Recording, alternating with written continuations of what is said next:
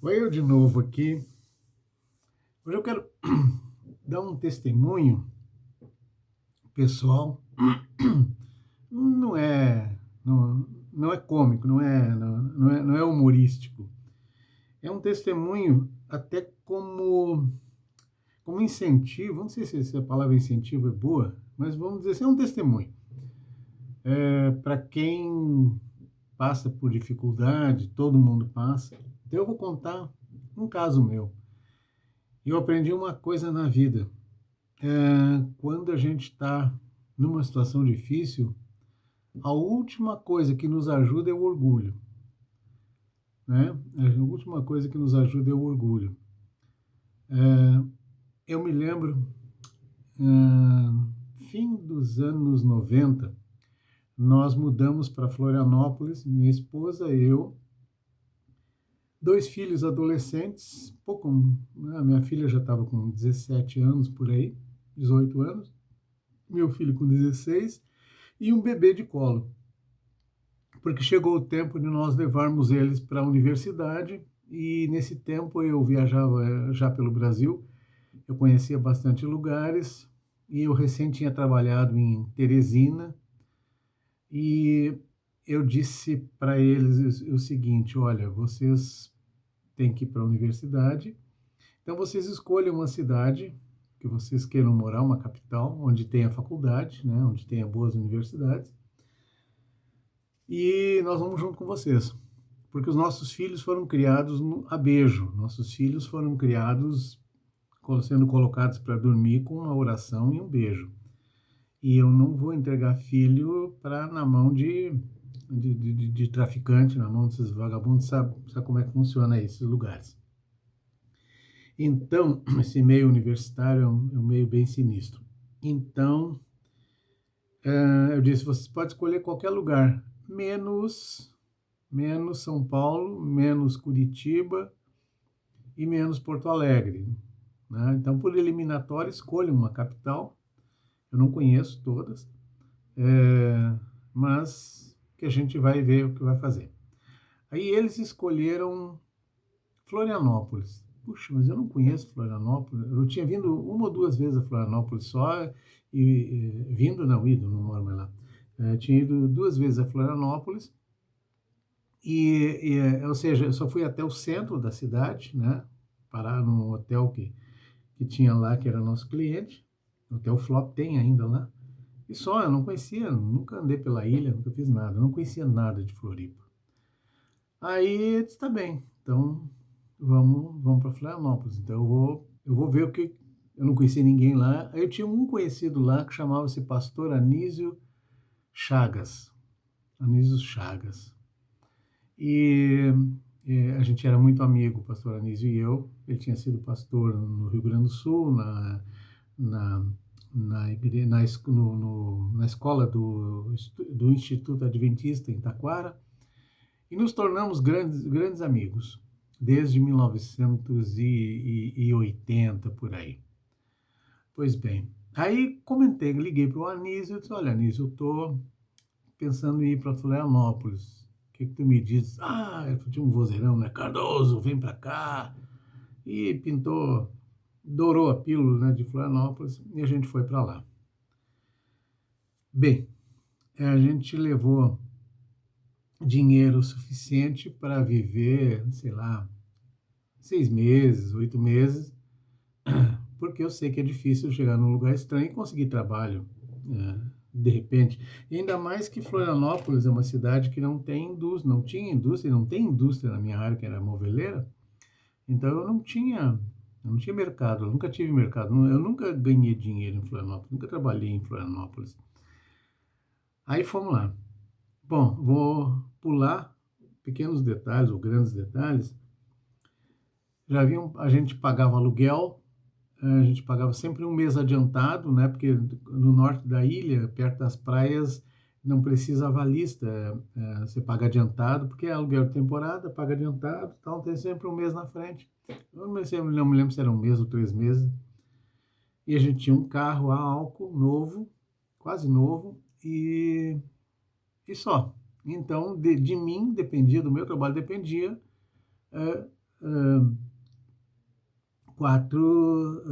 cinco pessoas, né? Eu, minha esposa e três filhos. E eu, todos os dias, fui morar nos Ingleses, que fica a 30 e poucos quilômetros do centro da cidade. É mais ou menos quase como Gramado, Nova Petrópolis.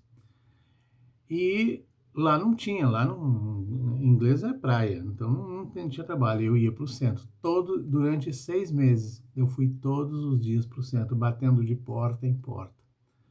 E nada, e nada. E a minha família, a minha esposa, angustiada, né? E aí, como é que foi? Pô, o que eu vou dizer para ela? Ela disse, não, olha, hoje eu conheci umas pessoas assim e tal, e eu tenho certeza que amanhã, e esse amanhã não chegava nunca, não chegou nunca. Até que chegou um dia que eu saí de casa, e um detalhe, eu saía de casa 10 horas da manhã, por quê? Porque daí eu tomava café nesse horário, bem reforçado, porque eu não tinha dinheiro para almoçar no centro, eu só tinha suficiente de combustível para ir ao centro, deixar o carro em algum lugar e correr a cidade a pé. Então, e aí eu voltava aí pelas 5 da tarde, morrendo de fome, mas sem gastar nada, né? E aí teve um dia que eu cheguei e em casa, a gente morava no primeiro andar de um prédio. Prédio de praia, que só tinha mais um ou dois moradores. O resto era tudo só em fim de semana, em temporada e tal. E eu estacionei o carro e eu levei meia hora para subir 2 lances de escada para chegar até o meu apartamento, porque eu não sabia como é que eu ia dizer para minha mulher, porque quando eu saí de manhã de casa, tinha um pouquinho de arroz no pote, um pouco de óleo, sal e meio repolho na geladeira. E só. O meu bebezinho, eu me lembro que um dia eu saí para chorar, para não chorar perto dele, né? Ele crescia muito rápido, ele tinha um sapatinho ortopé, e o pezinho dele cresceu, que minha esposa teve que cortar a ponta do sapatinho dele para os dedinhos sair fora. Eu vi aquilo, e ele feliz da vida, com os dedinhos fora, saltitando dentro de casa e tal. E eu saí para chorar quieto, escondido, né? Eu passava o tempo todo chorando por dentro, mas não demonstrava para ninguém, porque se eu desabo, eles desabam todos juntos. Então, eu era o esteio da família. Às vezes a gente não se dá conta de que quem é o esteio da família, eu não estou falando no sentido machista, eu estou falando no sentido espiritual, em todo sentido, né, de segurança. Se eu desabasse, minha mulher desabaria e eu não sei o que ia acontecer. Então eu tinha que segurar firme, né? Isso não é orgulho, isso é sobrevivência.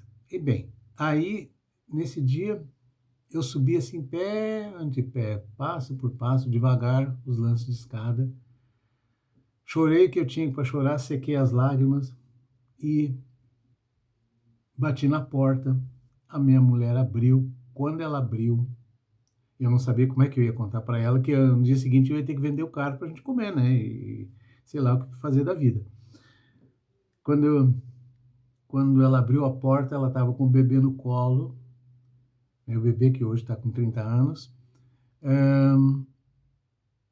Olhinho brilhando, olho brilhando, e ela disse assim, tu não vai adivinhar o que aconteceu.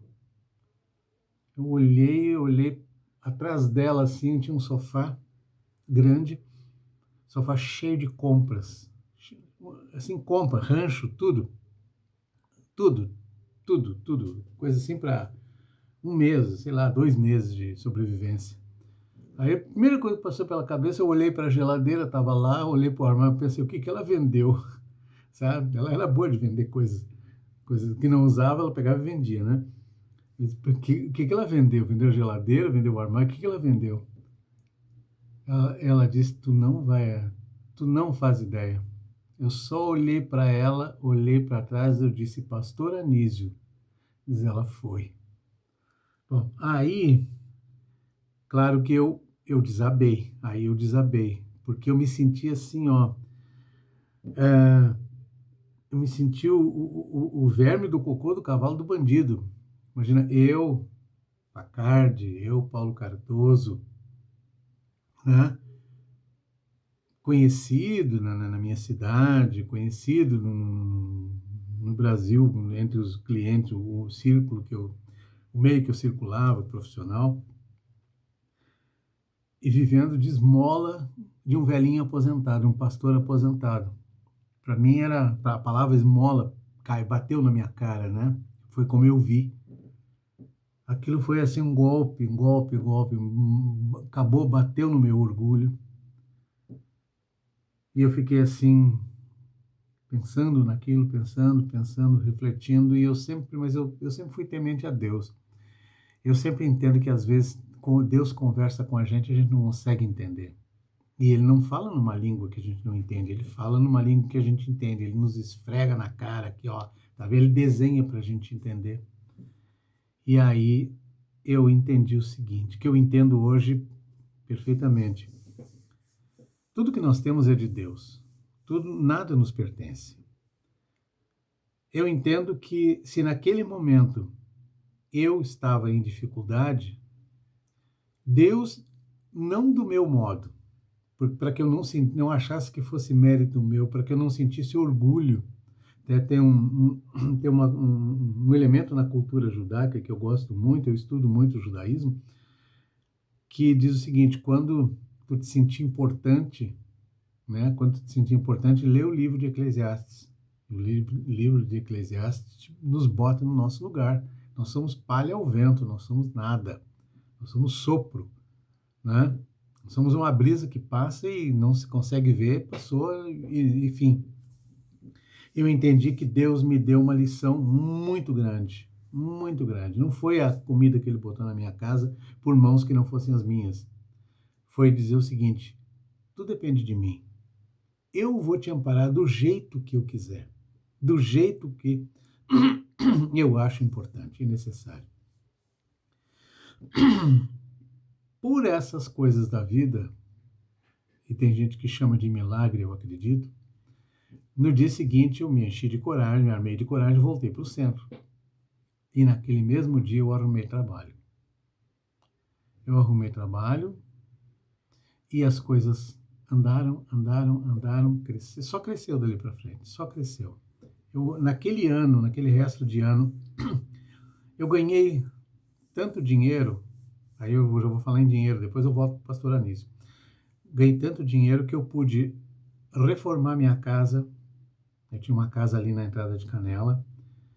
Eu pude ampliar e reformar minha casa, comprar carro novo, dar piano para o meu filho. Eu ganhei muito dinheiro. Eu atendi clientes assim, eu ganhava uma comissão muito boa e tudo que eu botava a mão e projetava, vendia.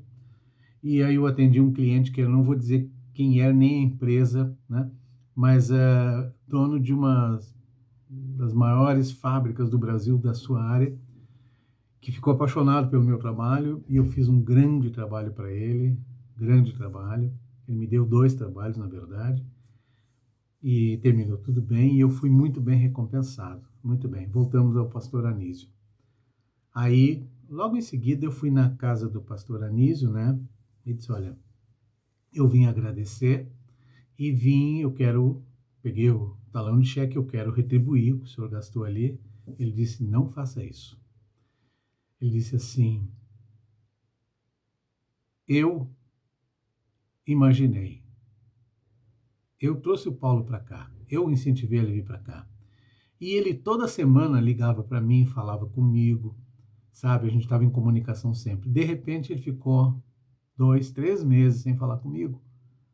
Eu pensei, veio com a família, está em dificuldade, não arrumou trabalho, está com vergonha. E a primeira coisa que se pensa é na sobrevivência, na subsistência, em alimento, em medicamento. Então eu e a Jurema, que era a esposa dele, fomos lá no mercado, fizemos lanche e levamos para ti. Então eu não quero que tu me pague. Eu quero que tu, dia que tu puderes, faça o mesmo por outra pessoa. Aí ele me contou que ele também passou dificuldades, teve um período da vida dele que ele tinha que ir no fim da feira, né, de hortigranjeiros, para pegar o fim do dia, aquelas frutas que não foram vendidas no fim da caixa, tal, que é chamado de xepa, né? Para ver a xepa, então, um tomate que estava amassadinho, uma maçã que estava machucadinha, comprar aquelas frutas, né? Tirar o que não estava estragado para comer. Dito isso, eu vou contar essa foi a minha história, mas dito isso eu quero acrescentar uma história que eu conheço de um rabino,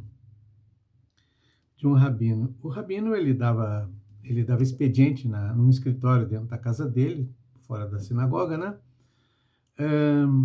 Então recebia pessoas todos os dias. Aí chegou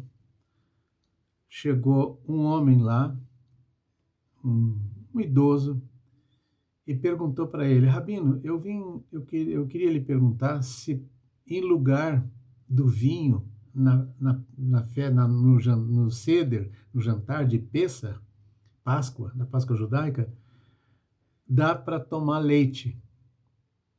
Aí o rabino pensou, bem, que sabe que o judaísmo tem vários regulamentos e leis e tal, e na noite de Pêssar se toma vinho. Quem não toma álcool, então toma suco de uva, mas o fruto da videira, né? Ele pensou e disse, não há problema algum, pode celebrar com leite.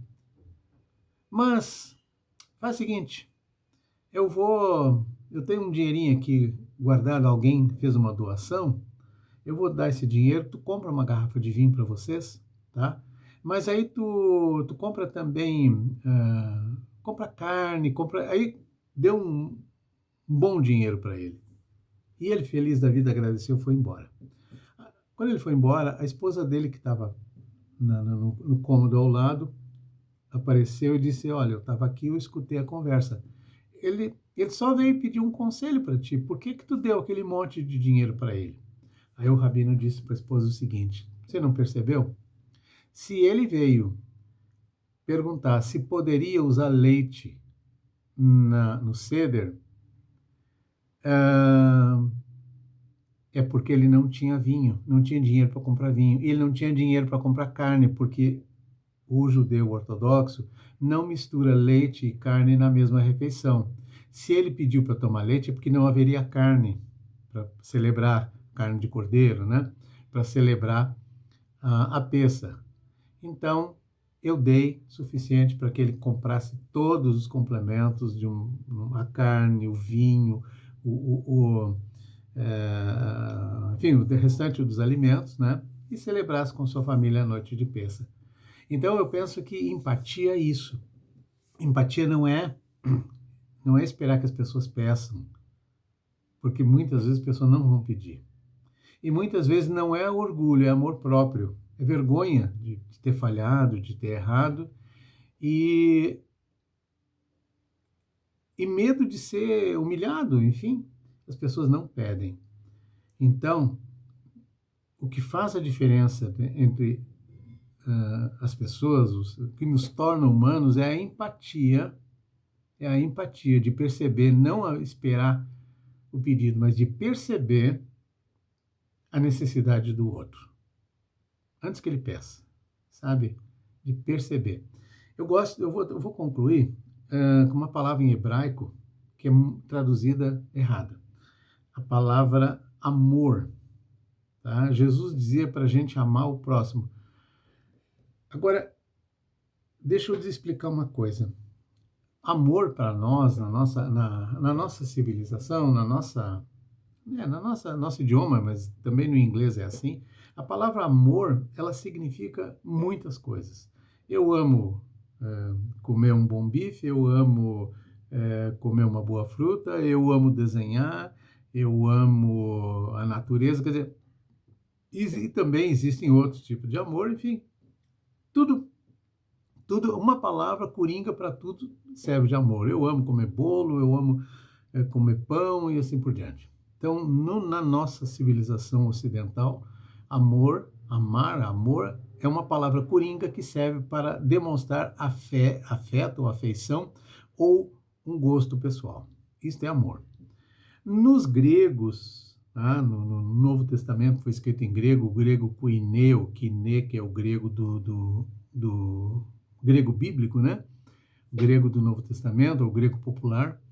Existiam 4 palavras para definir amor. Existia a palavra eros, daí vem a palavra erotismo, que é o amor sensual, né? Existe a palavra phileos. Phileos significa amor fraternal, amor entre irmãos, tá? Existe a palavra HP, que é aquele amor universal, é o amor de Deus pelos homens, é o amor do ser humano pelo ser humano em si. E existe uma outra palavra muito pouco conhecida chamada storge. Storge. Storge significa aquele sentimento que o bebê, que o filho pequeno, que a criança pequena sente pela mãe, aquela necessidade, sabe, aquele apego. Daí vem a palavra estorvo, mentira, tô brincando, tadinhos. Storge, tá? Então são 4 palavras. Na nossa civilização, uma palavra para tudo.